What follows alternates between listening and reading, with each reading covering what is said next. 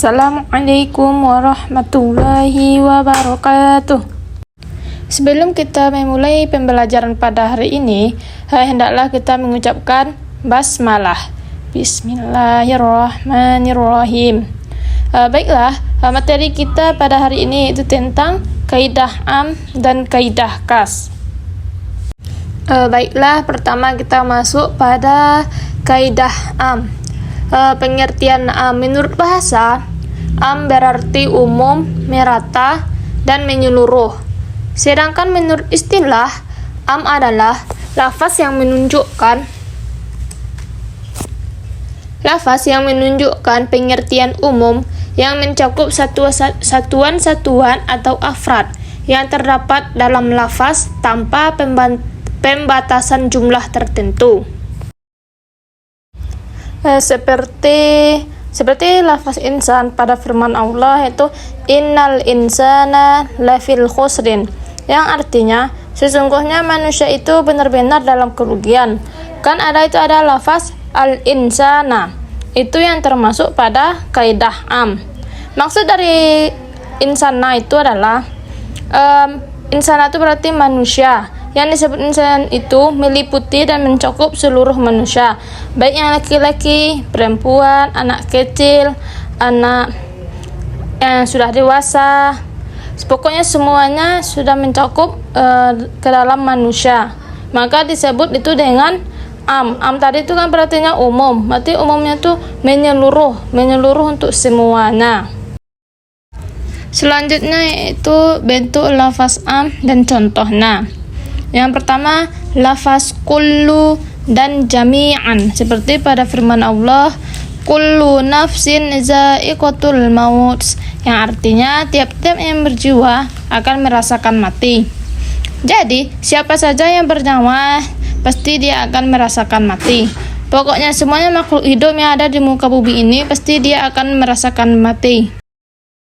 B. Lafaz mufrad yang dima'rifatkan oleh alif lam yang menunjukkan jenis az-zaniyah, seperti pada firman Allah Subhanahu wa taala, az-zaniyatu waz-zani fajlidu kulla wahidin minhuma mi'ata jaldatin.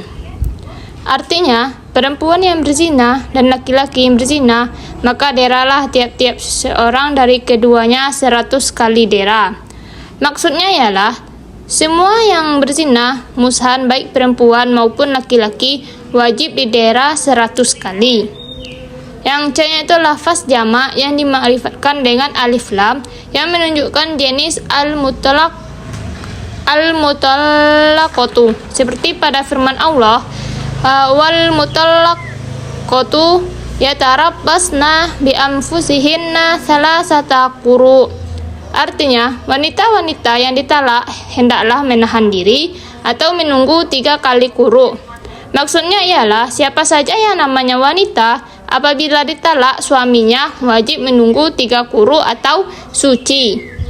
Yang D-nya itu lafaz mufrad dan jamak yang dima'rifatkan dengan idhafah, ni'matallahi, seperti pada firman Allah, wazakuru ni'matallahi 'alaikum, yang artinya dan ingatlah nikmat Allah padamu. Maksudnya ialah nikmat Allah Subhanahu wa taala ini di sini meliputi segala macam nikmat. Yang E yaitu isim mausul atau kata sambung, allazina, allazi, allati, seperti pada firman Allah, wallazina yarmunal muhsanat, dan orang-orang yang menuduh wanita-wanita yang baik. Maksudnya ialah siapa saja yang menuduh wanita solehah atau tidak bersalah berbuat zina, wajib didera 80 dera. Yang F yaitu isim istifham atau kalimat tanya meliputi ma, min, mata, aina, seperti pada firman Allah, nasrullahi, ala inna nasrullahi qarib. Bilakah datangnya pertolongan Allah, ingatlah sesungguhnya pertolongan Allah itu amat dekat. Maksudnya ialah pertolongan Allah Subhanahu wa taala itu bersifat umum, kapan saja dapat diberikan.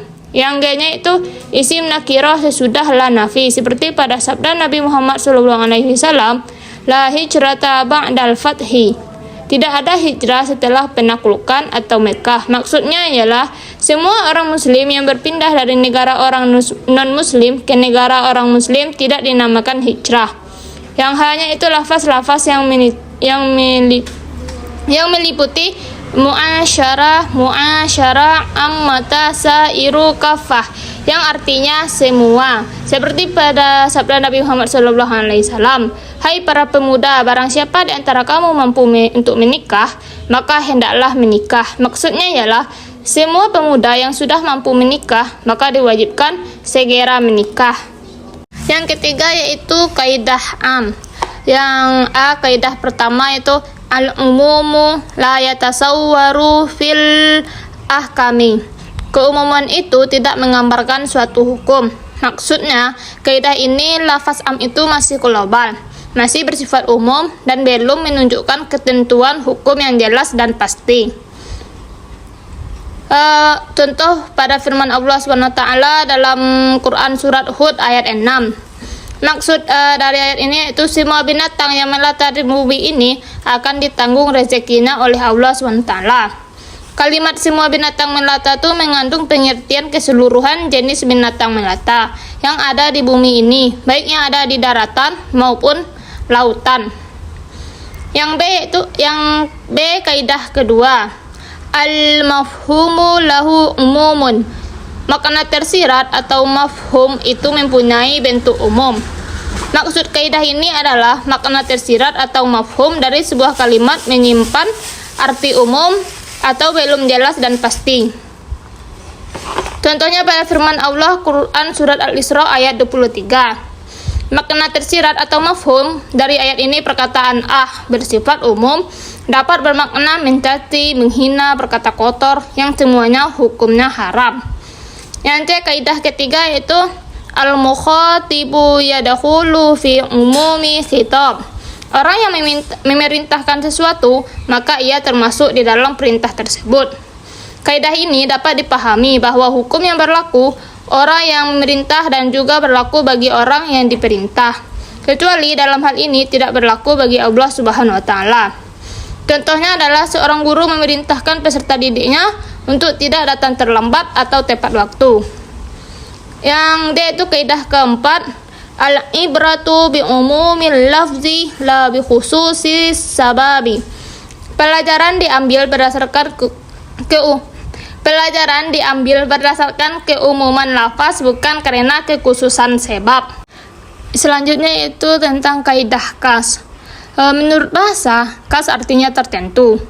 Menurut istilah usul fikih, kas adalah lafaz yang dipakai untuk satu arti yang sudah diketahui kemandiriannya. Kas adalah lafaz yang menunjukkan makna tertentu atau terbatas, yaitu menunjukkan pada satu individu, jenis, atau bilangan tertentu saja. Artinya, lafaz kas tidak mencakup hal-hal umum, melainkan hanya sesuatu yang spesifik. Jadi, kas adalah lafaz atau perkataan yang menunjukkan arti sesuatu tertentu, tidak menunjukkan arti umum. Beda dengan am tadi, kalau am tadi kan berarti dia menyeluruh atau umum, sedangkan kas ini artinya sesuatu yang tertentu saja. Contohnya yaitu ya ayyuhallazina amanu, artinya wahai orang-orang yang beriman. Maksudnya ialah lafaz allazina amanu adalah lafaz kas karena hanya berlaku bagi orang-orang yang beriman saja, bukan semua manusia. Contohnya selanjutnya yaitu fafuku raqabatin, maka bebaskanlah seorang budak. Lafaz raqabatin itu seorang budak adalah lafaz kas karena menunjukkan satu jenis budak. Selanjutnya itu bentuk lafaz kas. Lafaz kas berbentuk mutlak, yaitu lafaz kas yang tidak ditentukan dengan sesuatu.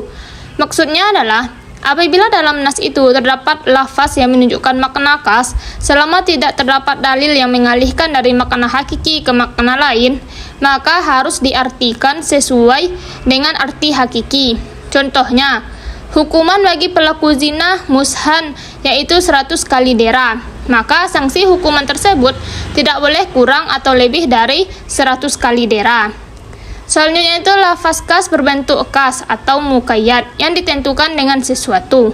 Apabila lafaz khas yang mutlak itu ditemukan berada dalam nas lain dan diterangkan secara muqayyad, sedangkan topik dan sebab pembicaraannya sama, maka semua hukumnya harus ikut sama.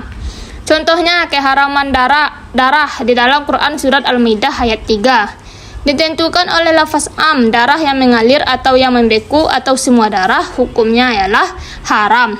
Namun dalam Quran surat Al-An'am ayat 145 ditentukan lafaz muqayyad, darah yang haram hanya darah yang mengalir saja. Selanjutnya itu lafaz khas berbentuk amar atau perintah. Maksudnya, apabila lafaz khas berbentuk amar atau yang mengandung arti amar, hukumnya wajib. Contohnya pada firman Allah Subhanahu wa taala, wasariqu wasariqatu faqata'u aydiyahuma.